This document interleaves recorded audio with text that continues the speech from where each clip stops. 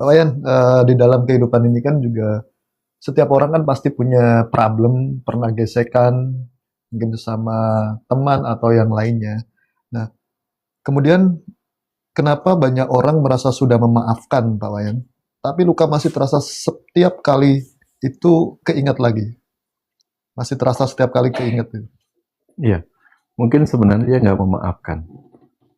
Itu cuma reaksi ego. Reaksi ego, Kata gini reaksi ego tuh, fight or flight. fight or Fight flight, itu melawan. melawan. Ya, kalau dia lagi nggak seneng, marah, dia lawan. Tapi ketika dia akhirnya memaafkan, sebenarnya dia hanya flight aja, mencoba menghindar. Oke. Ya udahlah, aku maafin deh. Biar artinya dia menghindari masalah. Tapi sebenarnya dia nggak benar-benar memaafkan. Karena memaafkan yang benar itu, kalau kita sudah paham.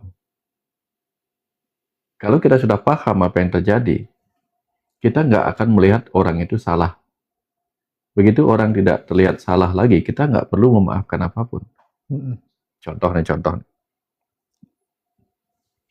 Kita diputusin sama pacar gitu misalnya kan. Diputusin pacar. Mungkin pacar kita selingkuh. Mungkin kita marah. Nggak bisa memaafkan. Tapi karena situasi sudah nggak bisa apa-apa lagi, akhirnya kita memaafkan. Walaupun di dalam sebenarnya masih marah. Masih bergejolak. Bergejolak. Tapi seandainya suatu ketika kita ketemu pacar yang baru, Mm-mm. yang jauh melebihi, kualitasnya jauh melebihi yang lama, mungkin kita nggak akan ada kemarahan lagi atau memaafkan yang pura-pura. Justru kita bilang apa? Aduh, untung kamu dulu mutusin saya, gitu misalnya kan. Untung kamu selingkuh. Dibalik.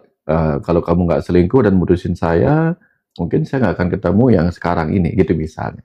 Nah, jadi kebanyakan orang itu tidak benar-benar memaafkan karena sebelum dia melihat yang lain, yang baru, kebenaran yang lain, gitu.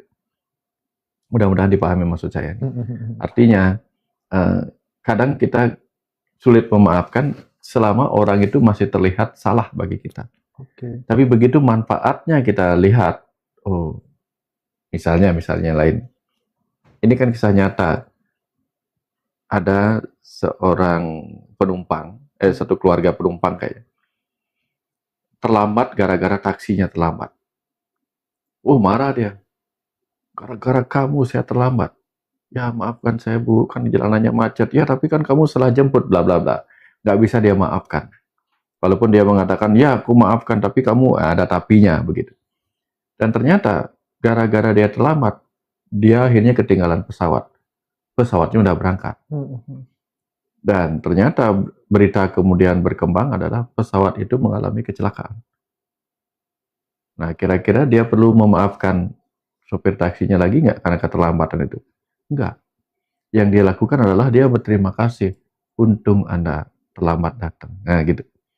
Jadi artinya kemarahan yang memunculkan perasaan pura-pura maaf di kemudian waktu itu Mm-mm. akan seketika hilang kalau kita melihat ada manfaat lain di balik semua apa yang kita sebut salah itu.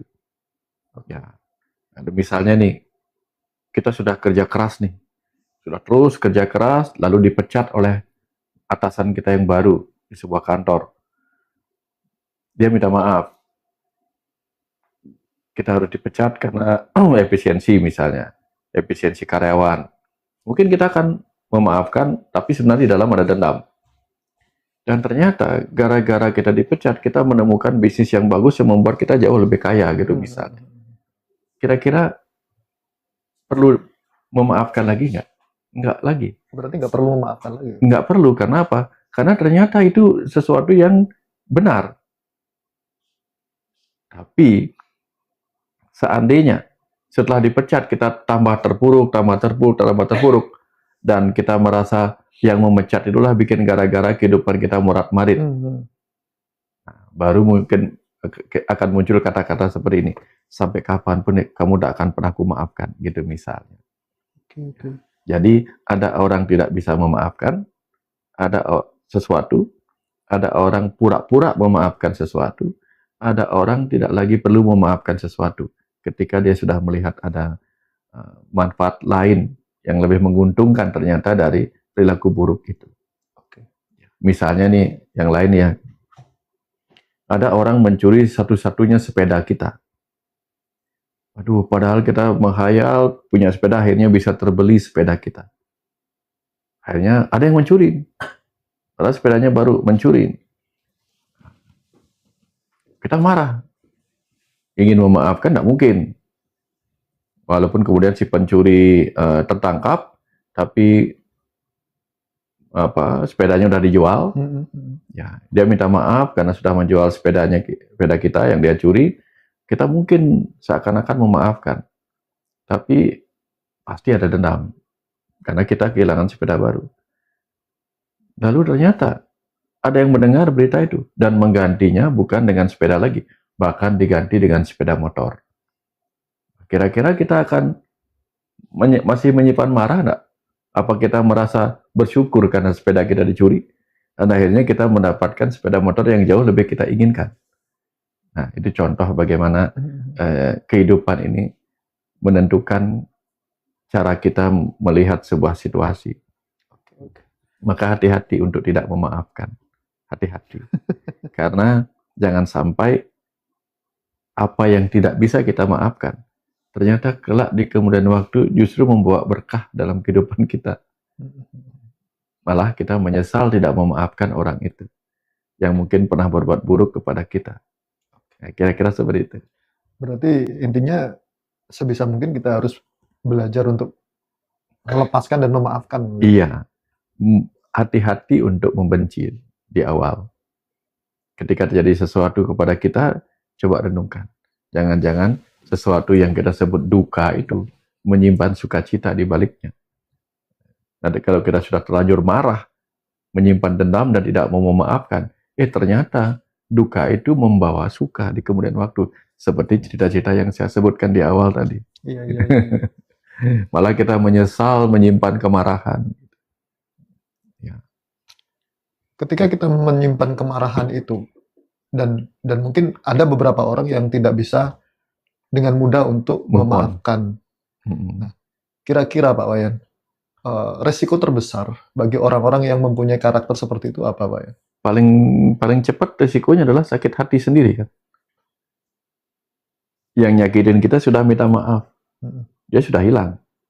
Tapi yang tersakiti kita, peristiwanya sudah lewat, kita sudah tersakiti setahun yang lalu, misalnya, tapi sakit hatinya masih kita bawa sampai hari ini. Nah, risiko terberatnya siapa yang nanggung? Kan kita. Yang berbuat salah, udah dia lupa. Sudah berbuat salah sama kita. Tapi dia menitipkan sebuah virus akal budi yang menyakiti kita terus-menerus secara kronis. Kan nggak baik. Jadi, ketika kita tidak memaafkan sebuah peristiwa yang kita sebut buruk, yang menerima akibat buruknya bukan orang itu aja. Kita yang paling sering, anggaplah misalnya hukum karma ya. Dia pernah nyakitin kita. Akhirnya dia kena hukum karma 5 tahun kemudian dia tersakiti. Dengan cara yang sama. Tapi selama 5 tahun itu kita menyimpan sakitnya. Nah itu loh yang jadi masalah. Lebih lama lagi kita menyimpannya gitu. Ngefek nggak ketika kita menyimpan perasaan sakit itu mungkin bisa berefek dalam kesehatan kita mungkin Pak? Oh pasti. Karena begitu kita menyimpan sebuah perasaan marah, perasaan benci, dendam, perasaan yang negatif atau sesuatu, hormon-hormon yang tidak baik kan mengganggu kita. Stres kita, kortisol meningkat. Nah, semua itu kan tentu berefek tidak baik kepada sel-sel tubuh kita. Ya, makanya tekanan darah kita jadi naik. Ya, mungkin gangguan di metabolisme yang lain-lain, gula, lemak terganggu gitu. Gara-gara kita mungkin membutuhkan energi besar yang harus kita bakar. Ini ada video bagus tentang tubuh manusia itu sebenarnya adalah tubuh yang sedang direbus pelan-pelan. Tubuh kan yang sedang direbus. Kita sedang direbus pelan-pelan sampai menua. Ya lama-lama kalau barang direbus itu kan matang. Matang ya. Ya kita lama-lama kan matang. Tubuh kita matang, nah akhirnya nggak bisa kepake lagi. Kenapa kita direbus pelan-pelan? Karena kita memiliki suhu 37 derajat rata-rata. Itu kan suhu yang cukup panas sebenarnya. Kita direbus pelan-pelan, ditambah udara luar direbus pula. Ditambah kita merebus diri kita dengan hati yang panas. Gitu. Hati yang panas. Makanya hati yang panas itu kan seperti telur yang direbus gelisah, nggak bisa diam. Pernah nggak ngelihat telur yang direbus, saking panasnya tambah lompat sana, lompat sini, gerak sana, gerak sini telurnya kan. Nah, kita mirip seperti itu. Nggak bisa tidur, gelisah. Gara-gara apa? Kita merebus diri kita dengan perasaan panas hati. Sia-sia berarti Pak. Makanya juga sering disebut ada bara dendam. Nah, bara itu kan ada api. Benar-benar. Api emosi, bara dendam. Sehingga memunculkan panas hati dan itu menyebabkan kita seperti tambah terbakar. Tambah gampang matangnya, tanda petik. Gampang matangnya, ya gampang nanti berkerak gitu, kayak nasi berkerak gitu. Sebagai dokter berarti Pak Wayan mengiyakan ya, salah satu sumber penyakit kita itu dari pola pikir yang negatif mungkin. Oh ya, ya. Makanya salah satu penyakit yang dikenal karena faktor psikis itu adalah psikosomatik. Ada lagi yang disebut neurosis, ada lagi penyakit yang disebut dengan somatisasi. Semua berkembang dari pikiran awalnya, gitu. Bukan benar-benar dari tubuhnya. Lalu seberapa besar peran luka masa lalu Pak Wayan atau pola relasi sebelumnya dalam membuat seseorang sulit membuka hati lagi? Ketika orang itu sudah terlanjur tertutup hatinya ya, oleh sebuah luka di masa lalu, tentu dia menjadi kronis, penyakit kronis kan. Ya contoh nih, di pembuluh darah kita ada luka, lalu tersumbat dan dia menjadi plak di situ. Tentu tensi naik, risiko penyakit jantung. Karena itu sumbatannya nggak dihilangkan. Sama dengan luka-luka di batin kita yang kemudian memunculkan sumbatan. Sumbatan itu artinya penghalang. Penghalang kita mengalir dalam pertemuan dengan orang itu. Karena merasa di masa lalu saya pernah ada hubungan tidak baik dengan orang ini. Kan tersumbat. Kita nggak mengalir lagi dalam pertemuan dengan orang itu kan. Mau ngobrol juga canggung gitu, karena ada sesuatu yang kita ingat di masa lalu. Benar. Nah, ini contoh bagaimana sangat berpengaruh kepada masa depan kita. Ya, trauma-trauma itu sangat berefek pada kita masa depan gitu. Nah, memaafkan sendiri itu kan sebenarnya hal yang mudah secara kasat mata ya Pak Wayan. Ya. Kelihatan mudah, tapi sebenarnya kan susah banget untuk kita praktikkan. Nah, mungkin Pak Wayan ada cara khusus untuk mengatasi hal-hal seperti itu. Cara paling menurut saya ya, cara paling efektif untuk memaafkan dengan cara agar mudah terjadi adalah dengan melihat sisi lainnya. Contoh. Ketika saya dicaci maki sama orang-orang sekitar saya marah. Tapi saya senyum-senyum saja. Sampai orang sekitar saya itu nanya, kenapa Pak Yan dicaci maki senyum-senyum saja? Kok nggak sakit hati?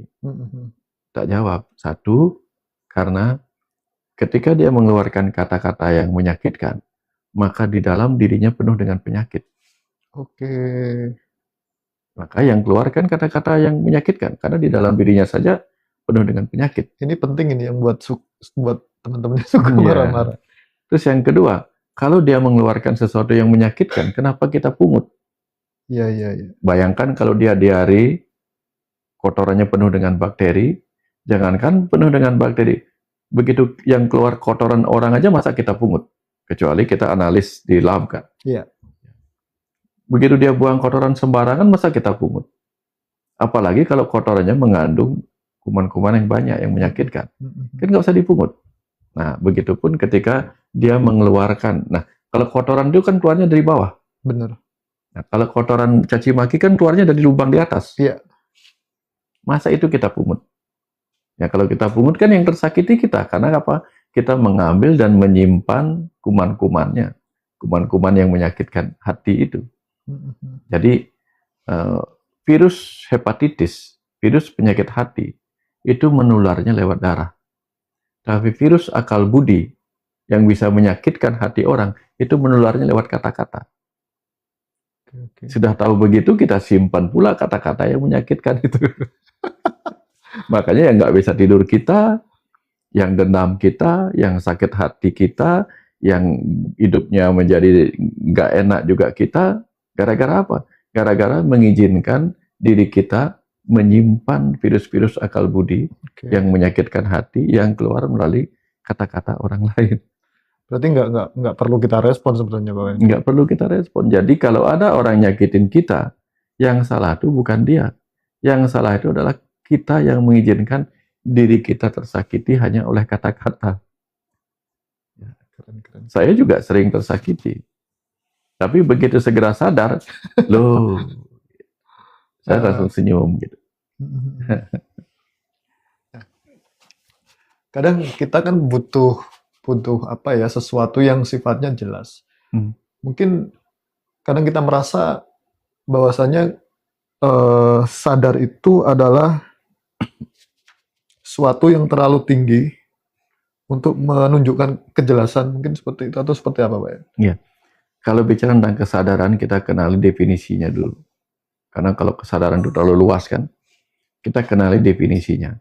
Kesadaran adalah kemampuan untuk mengenali dan memahami diri kita dan lingkungan. Jadi ketika kita bicara tentang kesadaran, kita kenal nggak dengan diri kita? Kita kenal nggak dan paham nggak dengan situasi sekitar kita? Harus dari internal dulu berarti. Makanya ada sadar dengan orang yang kita hadapi, sadar dengan waktunya, sadar dengan lingkungan kita, di mana kita berada, gitu. Sadar dengan apa yang kita hadapi. Sesimpel itu sebenarnya. Sudah tahu yang kita hadapin macan, malah dilawan. Kan dikoyak-koyak kita. Ya. Sudah tahu yang di hadapan kita adalah sungai dengan arus yang sangat deras, kita malah berenang di situ. Kan membahayakan diri sendiri. Itu artinya kita nggak sadar dengan situasi. Sudah tahu udaranya begitu panas, kita malah keluar nggak pakai baju, kan kebakar kulit kita. Ya, jadi kita butuh sadar. Kesadaran yang lain ya, itu bukan kesadaran yang maksud saya kesadaran jiwa. Banyak tingkatan kesadaran.